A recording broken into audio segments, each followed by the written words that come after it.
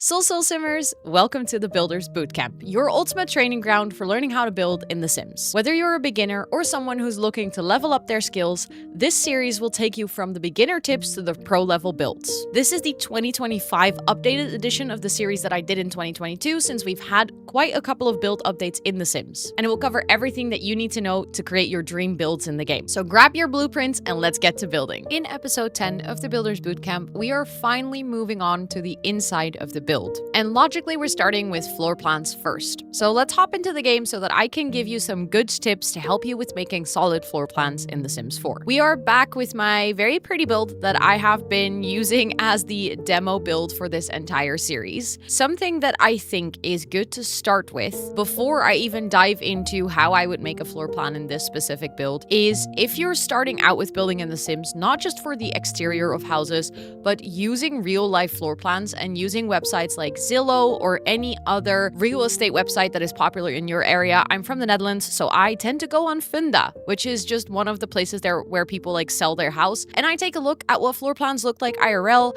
and I learn from that. Sometimes I literally just find a floor plan. I go on Google and I go say small house floor plan, and then it will give you a floor plan that you can use as an inspiration. By doing this a bunch of times, you will hopefully get a lot more insight into what works and what doesn't work for floor plans in The Sims, while not having to struggle with coming up with all of it yourself. But if you did make a build yourself, let's say that you found a pretty build that you recreated in The Sims, and then you're stuck with where I am right now. You have a shell, it works, but now it is time to get to the inside. I have a couple of good tips and tricks and pointers that you can take into account when making a floor plan in The Sims 4. My first step would always be, especially if you have a build that has two separate floors, is make sure that everything is one big room. So we're gonna delete any of the indoor walls that you created by making boxes. This is simply because if you are gonna follow on the next step, it can be annoying if there's any indoor walls. The next step, or what I would suggest be the first step if you've deleted all the indoor walls, is actually figuring out stair placement. Because placing stairs in a build can sometimes be really annoying, and it has such a major influence on the floor plan of your build. In the end, it doesn't really matter whether you decide to put the stairs on the side of the build or whether you put the stairs in the middle of the build, but the most important thing for you is that the stairs end up in a place where you can logically split up the room after. Something that I would like to take into account for this is start with where you want the stairs to end on the second or third floor, basically. So on this build, our second floor is basically a big rectangle with two bump outs. Something that would be super annoying if you have a stair, let's get some stairs, that will end up over here, is that if you're gonna divide this into rooms, you're probably gonna run into the problem that either one room's gonna be really big, or you're gonna have to create a really long hallway by sort of splitting it up like this, and then, I don't know, maybe going like this, and you do a bathroom over here. You create a big hallway, which is not super inconvenient, but if you do it like this, then that room becomes bigger, but then the door has to go into the corner, and these are all not ideal scenarios. That's why I say figure out the stairs first, because it has such a major influence. Something that I like to do when I have a floor plan is have the stairs somewhere in the middle. It doesn't have to be exactly in the middle, but it automatically creates this sort of natural separation in the build. If your stairs end up here, you'll immediately notice that you can technically split up this into a room. You can make this into a room. You could make that an ensuite bathroom, and you could make that a hall bathroom. That immediately creates this sort of landing space, which will mostly have doors and doesn't have too much wasted space. The setup that I had earlier is not wrong. If you want to go for that, that is all good, but you're just gonna have to work with more hallway space, and especially if you're doing smaller builds, hallway space is kind of lost space, unless you put maybe a desk or a computer there.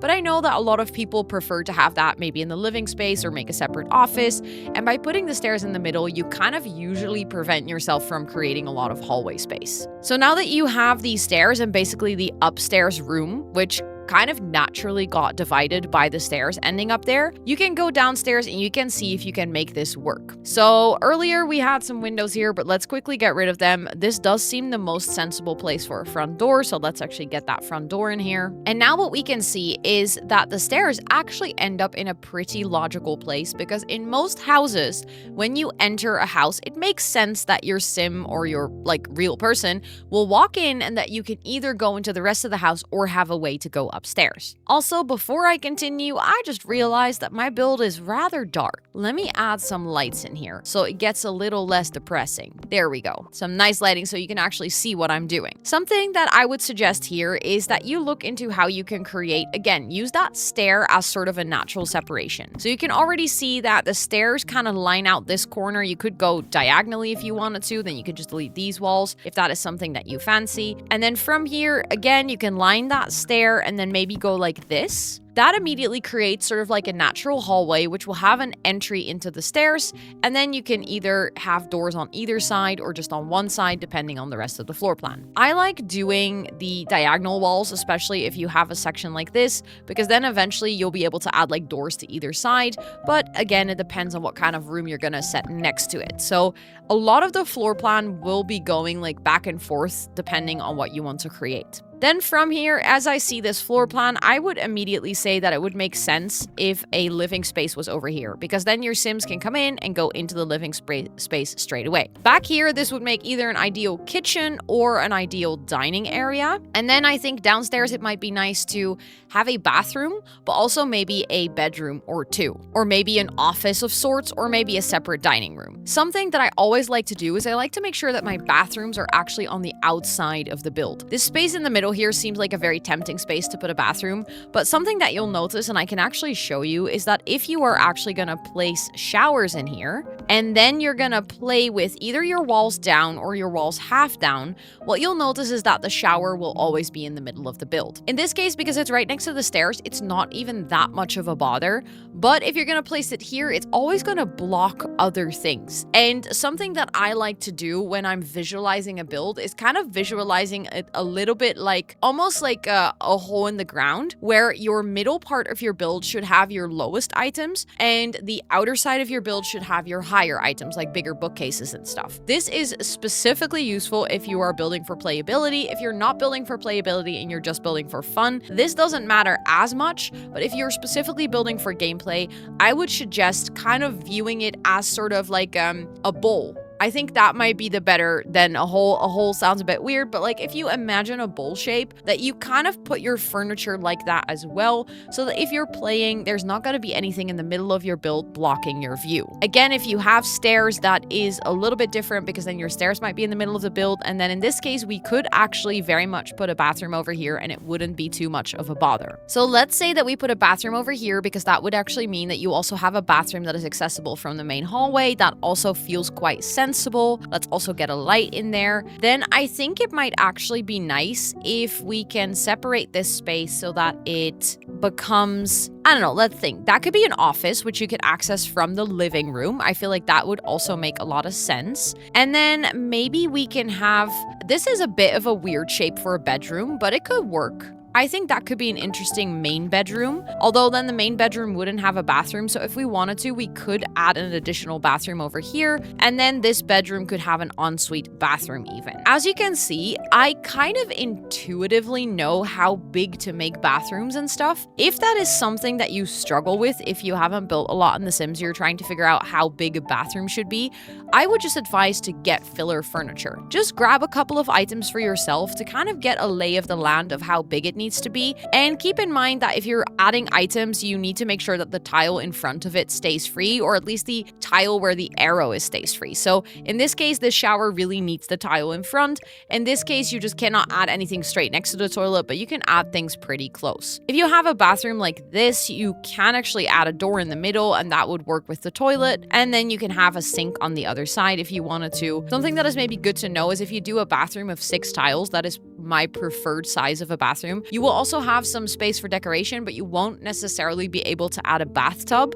unless you do like a bathtub combo like this. I think a lot of knowing how big a room should be comes from just building a lot in The Sims and trying to figure out if things make sense. Something that I'm already noticing here is that if I'm gonna do this floor plan like this and I have the door over here, adding a double bed might already be a bit of a challenge. I think, but let me double check. it would have to go over here, which is not ideal, or it would have to be scooted in the corner. Your Sims will be able to use a bed that is scooted in the corner. We could also scoot it in the corner over here. This does mean that the space that you can build in is slightly limited compared to maybe like actually making this a full bedroom. So this could maybe be a teenager's room, and then the full bedroom or like the main bedroom can be over here with the ensuite. This has clearly a lot more space. This can be the hall bathroom, and if you wanted to, you could even split up this room into like a small bedroom and a big bedroom, so maybe like a kid's room and a nursery or something. And as you can see, I'm also adjusting along the way. It does not matter if you are building and you feel like you need to adjust something or something isn't making sense, that you actually want to change it. So if I now realize that I actually don't need this big of an office space and I could potentially just expand this bathroom like this, and that can just be the office space, it can just be that small, it doesn't need to be any bigger, then we could potentially put the bed over here and bam, now that could actually be a master bedroom. So it all comes down to like your preference and how you want to build. I think a lot of this is also trial and error. I think something that helps a lot is if the shell of your build itself is not a square room. If the shell itself is a square room, that makes it really hard to split up. As you can see, some splits almost naturally occurred from that being a bump out, so I just made that one room. You can see the same over here, that is a bump out, so that naturally became one room as well. I think for yourself, like following real life floor plans can teach you a lot about how this is used in real life and how you can practice it yourself. I think if you want to do longer hallways, something that I prefer to do is keeping them 3 wide.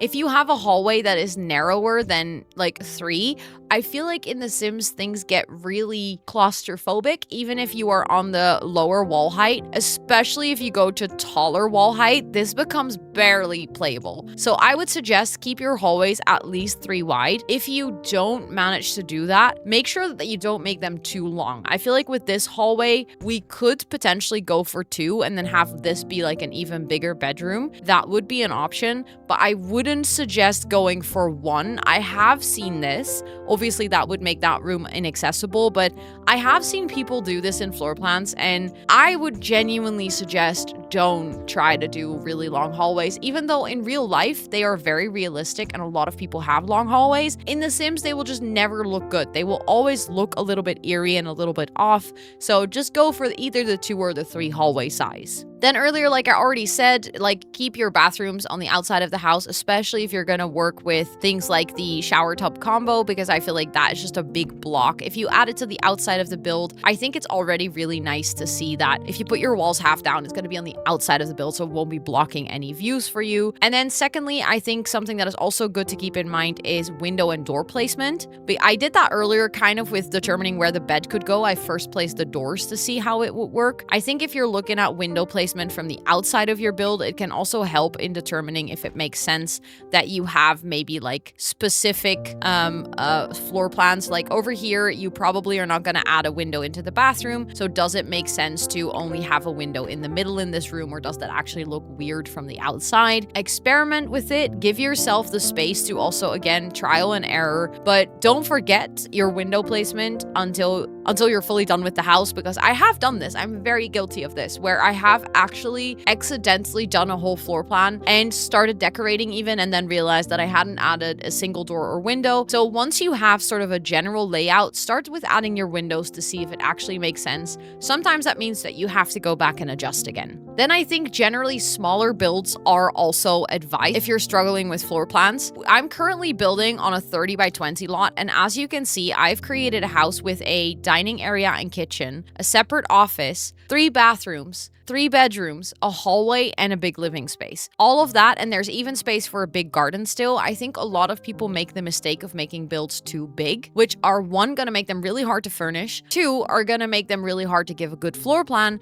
and 3, are always just gonna look a little bit out of proportion unless you're actually building a house like a mansion that is supposed to be that size. And then I think lastly, my final tip on this topic would be allow yourself to start over. I've already said it a couple of times that sometimes it takes some adjusting or fiddling around, but if you're working on it and you realize that you are not happy with what it looks like, don't be afraid to just go in, delete all of those interior walls, just completely go back to square one where you originally started. There is absolutely no harm in it. I wouldn't say delete the whole house. Like, it is okay to keep what you've created in terms of the outside of the house, but just get rid of all the walls. Like, use that trick where you hold control and you just draw over them. As you can see, we are now back at square one. We have a blank slate, and from here we can actually restart our thought process. We can restart what we did.